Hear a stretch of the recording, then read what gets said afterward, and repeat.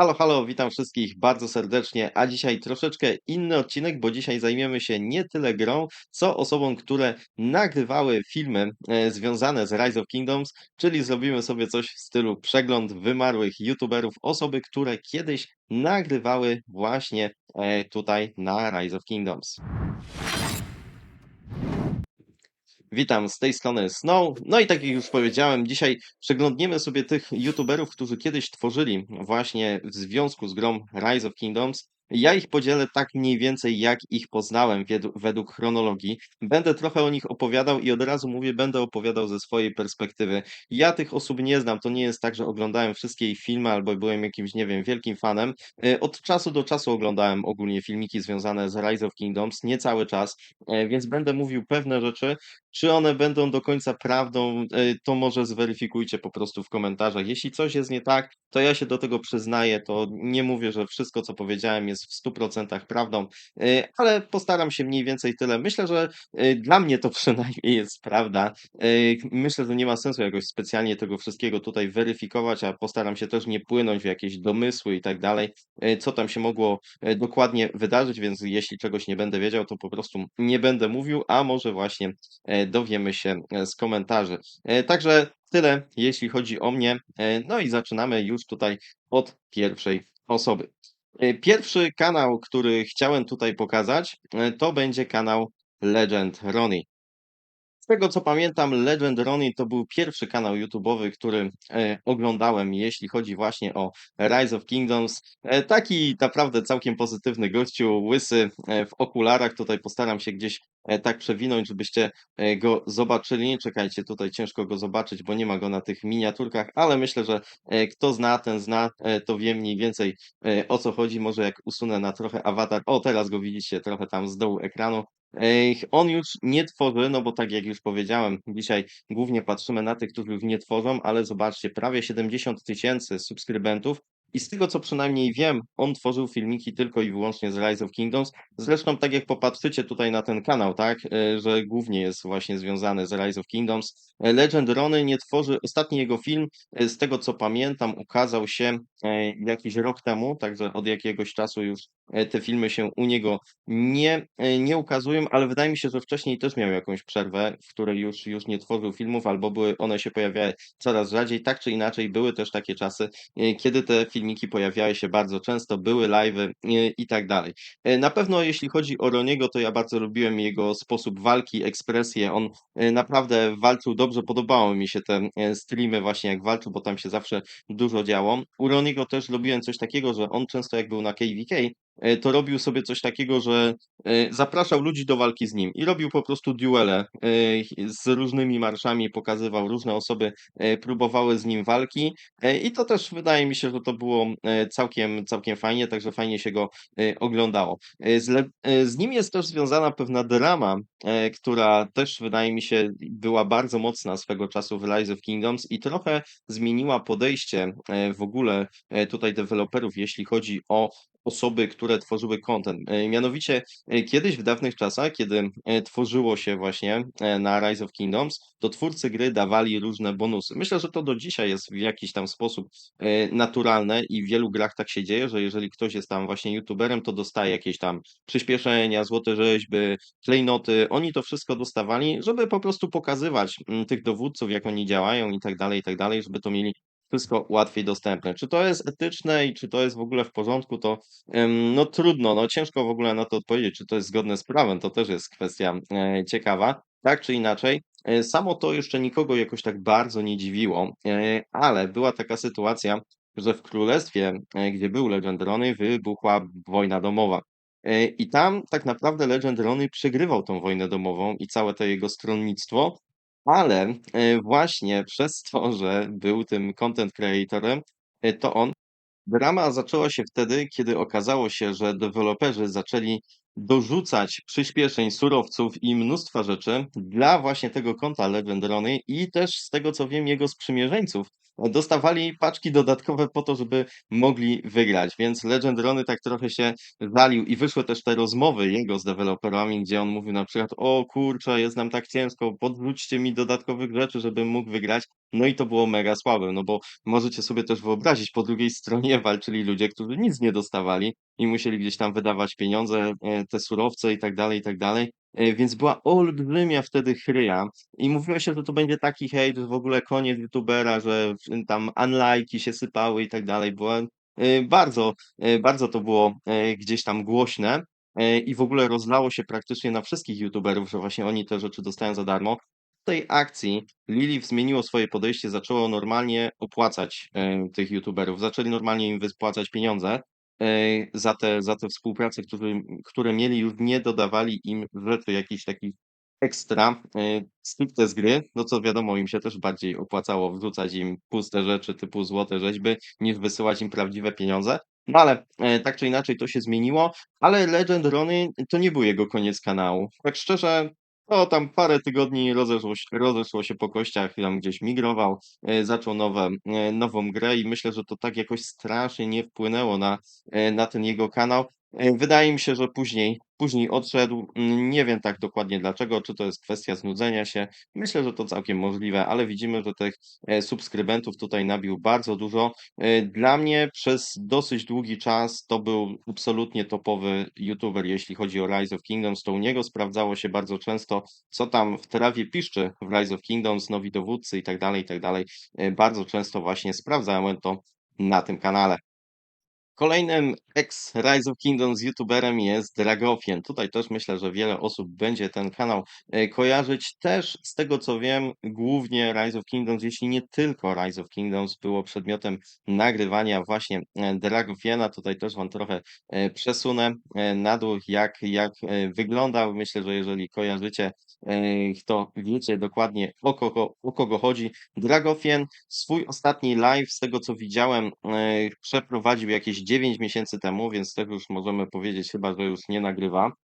Też miał wcześniej jeszcze dłuższą przerwę. Później pojawił się na takim live'ie, gdzie mówił o swoich problemach zdrowotnych i ludzie mu tam sypali te donaty i tak dalej.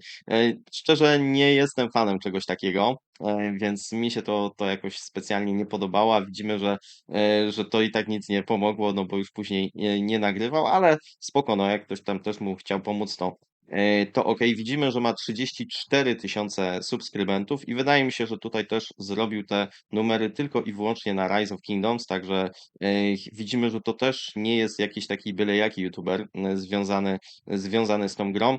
E, Jeśli chodzi o Drago, to też był całkiem fajny kanał. Drago w odróżnieniu od Legend Roniego miał też takie podejście, że chciał coś bardziej rozkminić, tak? Legend Rony pamiętam, że był bardziej praktykiem tej gry. On nawet nie lubił jakoś wielkich rozkmin, że wiecie, ten zadaje tyle obrażeń, a ten tyle. Rony miał bardziej podejście, ja ich używam w grze i powiem wam po używaniu, jak to wygląda, tak? Że bardziej jakby patrzył w tę stronę. No i teraz e, wydaje mi się, że to było całkiem też niezłe podejście, jeśli ktoś w ten sposób jakby, jeżeli ktoś coś takiego lubi. Dragofien lubił bardziej niekiedy rozkminić, co, dlaczego, coś spróbować policzyć. Wydaje mi się, że nie zawsze mu to też wychodziło, ale czasem mu wychodziło. Czasem też takie kruczki znajdował i myślę, że to był jego plus. Jeśli chodzi o te historie zdrowotne, to on prowadził też takie live'y chyba w sobotę, takie wiecie, trochę procentowe. Ja nigdy nie byłem na tym live'ie, ale wiem, że były osoby, które tam regularnie się u niego pojawiały, i to też było, no oczywiście taki regularny, powiedziałbym, kanał związany z YouTube, co tam się u niego działo. Pamiętam też, że kiedyś próbował zrobić takie super, hiper królestwo. Z tego co pamiętam numery, to było chyba 1916, 1916 królestwo. I tam były olbrzymie plany, tam zrobione chyba, nie wiem, 8 czy 10 sojuszy wtedy, kiedy jeszcze, wiecie, było trochę inaczej z tymi, nie było domen i tak dalej. I to miało być super królestwo, i tam nadciągali ludzie, i byli wieloryby, i te sojusze takie mocne, i tak dalej, i tak dalej. I oczywiście na początku wszystko wygrywali, ale pierwsze KVK takie, które zagrali w sezonie podbojów, grali z 1846, wydaje mi się. I tam dostali taki oklep, okropny oklep po prostu, że to królestwo praktycznie się No, to był koniec tego królestwa. Ja wiem, że Dragofien tam jeszcze i tak został dosyć długo, w 1916, ale finalnie też stamtąd zmigrował i myślę, że chyba później to już był właśnie taki zjazd tego jego kanału. Później tak trochę było migracja tu, migracja tam, ale nigdzie dłużej chyba już nie zagrzał tego miejsca. Także ja go kojarzę z tego projektu. Też jest niektóre takie filmiki zrobione właśnie jak ten projekt się został zweryfikowany bardzo szybko, że to nie wyszło. No i cóż, tak to niestety bywa, ale próbował coś takiego dobrego zrobić, no niestety z jakichś tam powodów to nie wyszło. Także na pewno też taka postać, a w ogóle kojarzę go, bo chyba o tym nie powiedziałem, że Dragofien swój kanał zaczął, bo był na tym samym królestwie, na którym był Legend Ronnie. Oni byli w jednym sojuszu i też właśnie brał udział w tej wojnie domowej, o której mówiłem wcześniej, jak był Legend Ronnie, tylko oni poszli w dwie różne strony, czyli Legend Ronnie migrował na jedno królestwo, Dragofien na drugie. Później dopiero próbował tego swojego królestwa, powiedzmy, czy tam projektu z jakimiś tam innymi osobami, ale wiem, że oni migrowali na różne strony, ale tak jakoś kojarzyłem Dragofiena, że to taki trochę jakby jest młodszy brat Legend Roniego, albo taki, który właśnie zrobił sobie kanał przy okazji, bo on na początku też pamiętam, że chyba pojawiał się na live'ach u Legend Ronego, a później chyba zdecydował się na swój kanał. No i jak widzimy, poszło mu tutaj całkiem nieźle, bo te numery, które ma, są naprawdę bardzo dobre. Kolejny youtuber, którego mamy, to jest Shinchi42. Jego poznałem dużo później niż tych, o których mówiłem wcześniej, ale jeśli chodzi o odejście z Rise of Kingdoms, to jest to dosyć świeża historia, ponieważ Shinchi niedawno został wyzerowany i nawet tam zrobił taki filmik o tym, że w sumie to już go tam nic nie obchodzi, bo i tak jakby nie zależało mu jakoś wielce na tym, bo już planował odejście z gry i różne tam też teksty się pojawiały. Ja szczerze nigdy nie byłem fanem tego kanału, jakoś tak niekiedy chyba oglądamy te filmiki na zasadzie takiej, że nie do końca kogoś lubimy i może jakieś tam, nawet jakieś komentarze myślę mu zostawiałem na zasadzie, że te jego filmiki to nie do końca są adekwatne. No cóż, czasem też zdarza się taka widownia. Ale powiem wam, że w sumie jeśli o niego chodzi, to lubiłem też taką jego ekspresję, w sensie, że to nie było takie, wiecie, zanudzanie, tylko on ma taki dosyć, powiedziałbym, fajny sposób bycia, mówienia, taki aktywny po prostu, tak? Więc jak mówi, to rzeczywiście jest w tym sporo emocji i myślę, że to jest absolutnie na jego plus, ale nie lubiłem, kiedy starał się gdzieś tam tworzyć jakieś historie, jakieś właśnie swoje obliczenia, w czym uważam, że po prostu był słaby. Ja mam takie wrażenie, że niekiedy sobie oglądałem te jego filmiki, ale nigdy jakby, może nie nigdy, ale może jakieś pojedyncze sytuacje, ale nie pamiętam, żebym czegokolwiek się dowiedział o tej grze właśnie z tego kanału. Więc no cóż, dla mnie to nie było jakieś super. Shinji, z tego co wiem, bo oglądałem w sumie filmik też o nim, niedawno powstał na kanale na Uchi z Gula i trochę mnie to wszystko natchnęło w ogóle do tego odcinka. Jeśli chodzi o niego, to on już zaczął nagrywać w Rise of Kingdoms, nagrywał już wcześniej z innych gier. Zresztą teraz widzimy, że też nie porzucił jakby całkowicie YouTube'a, tylko zmienił grę, w którą będzie grał, czyli tutaj już nie znajdziecie Rise of Kingdoms, tylko znajdziecie jakieś inne rzeczy. To znaczy myślę, że z Rise of Kingdoms ten content gdzieś tam też jest, ale gdzieś indziej. Tak czy inaczej, on teraz nagrywa z innych gier. Wcześniej było to Rise of Kingdoms, tylko że Rise of Kingdoms jak przychodził, to miał parę tysięcy tych subskrybentów, teraz widzicie 108 tysięcy, także tutaj liczba subskrybentów jest naprawdę bardzo duża, także to on ma ogarnięty kanał, myślę, że on też, jeśli chodzi w ogóle o ogarnięcie, jak te filmiki wyglądają i tak dalej, to jest to w stanie zrobić na dosyć wysokim poziomie. Także tych filmów też ma dosyć dużo, także widzimy, że tutaj to jest rzeczywiście dla niego duża rzecz. Nie wiem, czy to jest osoba, która się na przykład z YouTube'a utrzymuje, czy ma jeszcze pracę. Nigdy w sumie o tym jakby nie słyszałem dokładnie. Na pewno z tego co wiem, to teraz jak kończył, to mówił, że właśnie ta gra go jakby, nie wiem, wysysała z niego życie i on już jest teraz starszy i nie ma czasu, żeby tyle poświęcać grze i też nawet wydaje mi się, że żałował pieniędzy, które wydał na Rise of Kingdoms, co dla mnie zawsze jest takie trochę okej, to czemu się nie zastanawiałeś wtedy, kiedy to robiłeś? Tak czy inaczej, myślę, że cóż, no, wszystkiego najlepszego gdzieś tam, bo widać, że zmienił content, teraz myśli o czymś innym. No i cóż, ale na pewno to jego opuszczenie gry nie do końca było kontrolowane, bo on nie został wyzerowany jakby na swoje życzenie. Wielu graczy tak kończyło, a on nie. On po prostu odpuścił, znaczy, przepraszam, został wyzerowany i to chyba go gdzieś tam popchnęło do tego, żeby tą grę zakończyć. Teraz kanał, który będzie miał najmniejsze numery, co ciekawe, 34 000 subskrybentów, 235 filmów. Wydaje mi się, że najmniej z tych, których pokazałem, ale dla mnie absolutnie kanał najlepszy.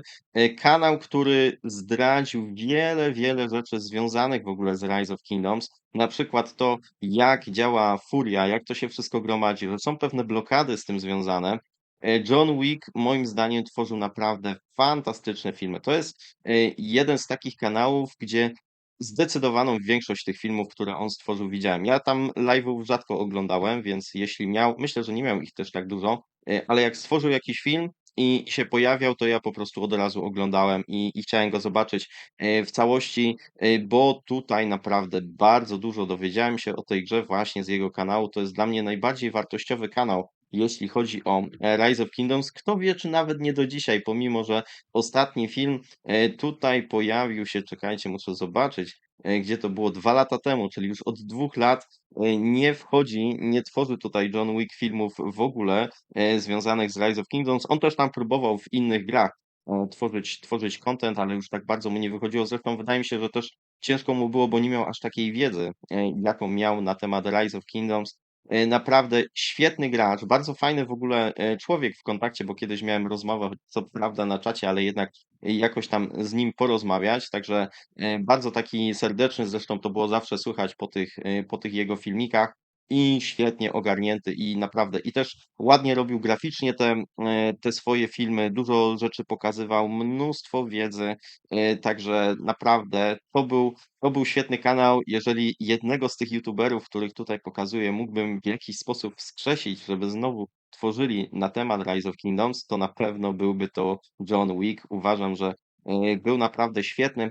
John Wick był w Królestwie, teraz nie chcę pomylić numeru, ale wydaje mi się, że to było 1032, tam gdzie był Sojusz Owi.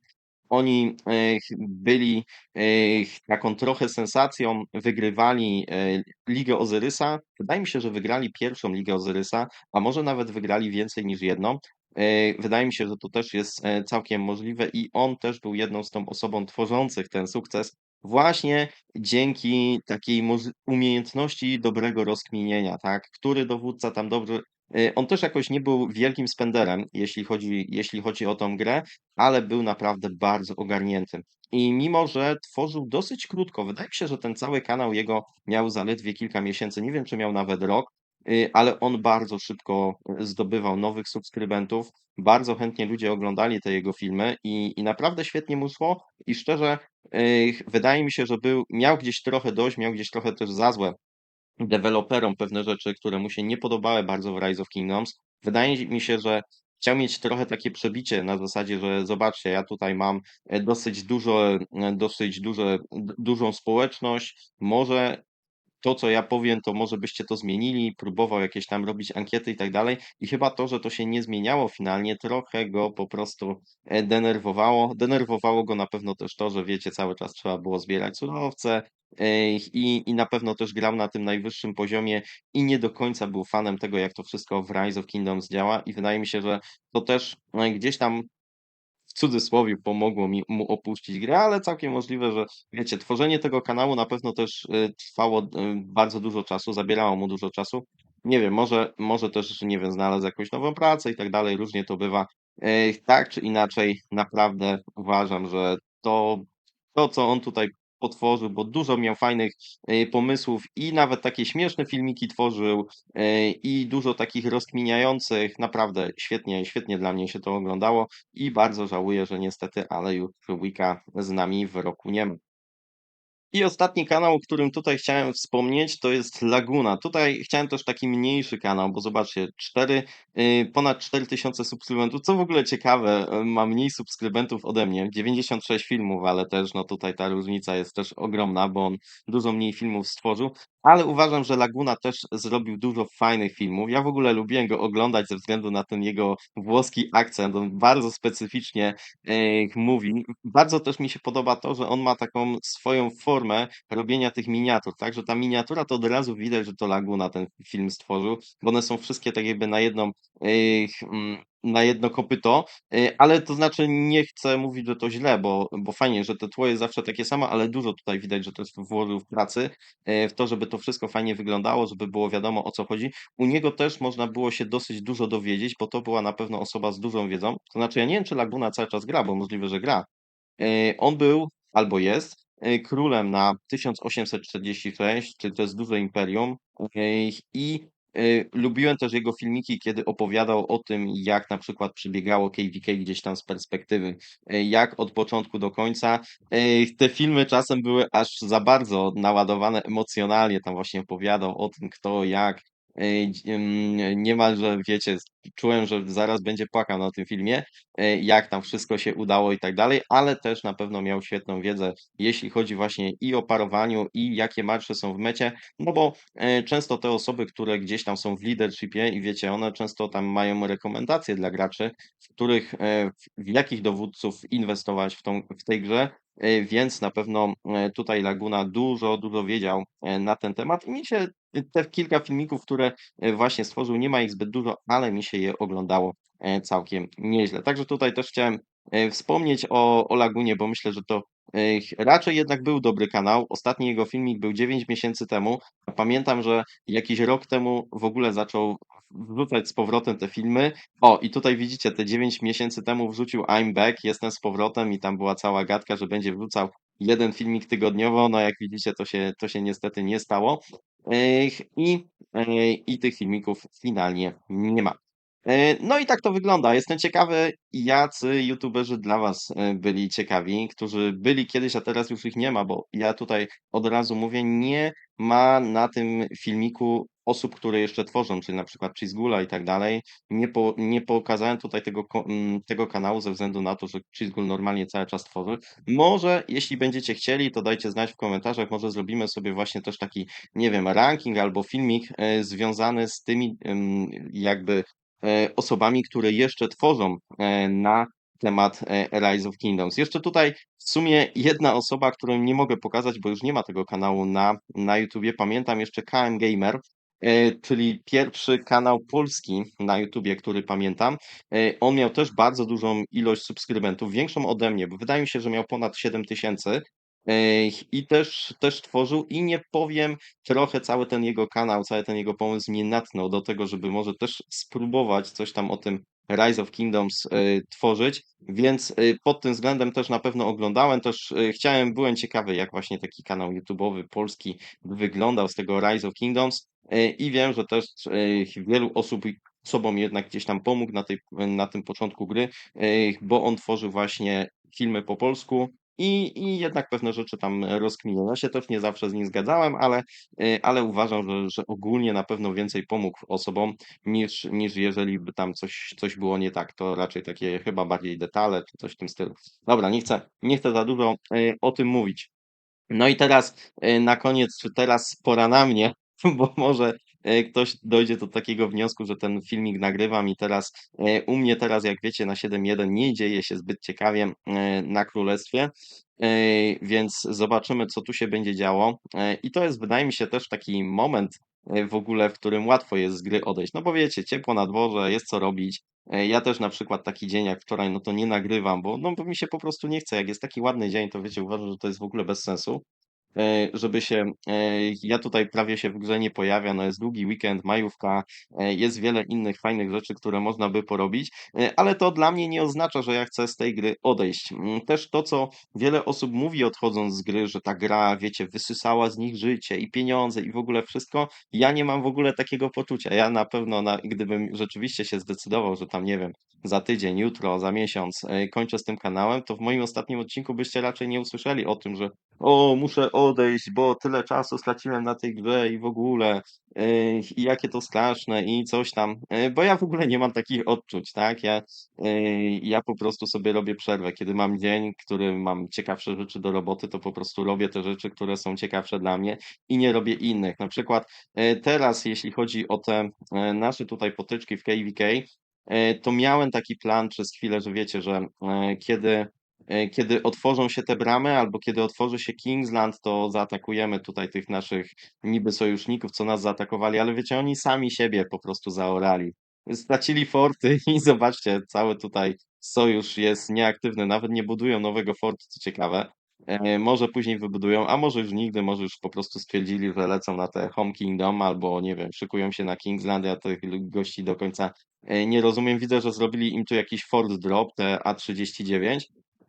I to się udało, bo tu rzeczywiście było sporo dziur, więc uważam, że to nie było wcale jakieś takie trudne, ale też umarły te forty, więc było bardzo łatwo. Już jedna brama widzicie, że była tak super strzeżona, że już jest otwarta, jeśli chodzi o Kingsland. No, myślę, że tutaj w Kingslandzie też się praktycznie nic wielkiego nie zadzieje. Co ciekawe, tutaj Ziemia sobie poradziła dużo, dużo lepiej, ale to chyba i tak nic jakby de facto nie zmieni. Trochę po prostu sobie w tej strefie będą dłużej. Ja bym w sumie może dołączył nawet do tego, gdyby tu się coś działo, ale żeby to samo organizować, to mi się nie chciało.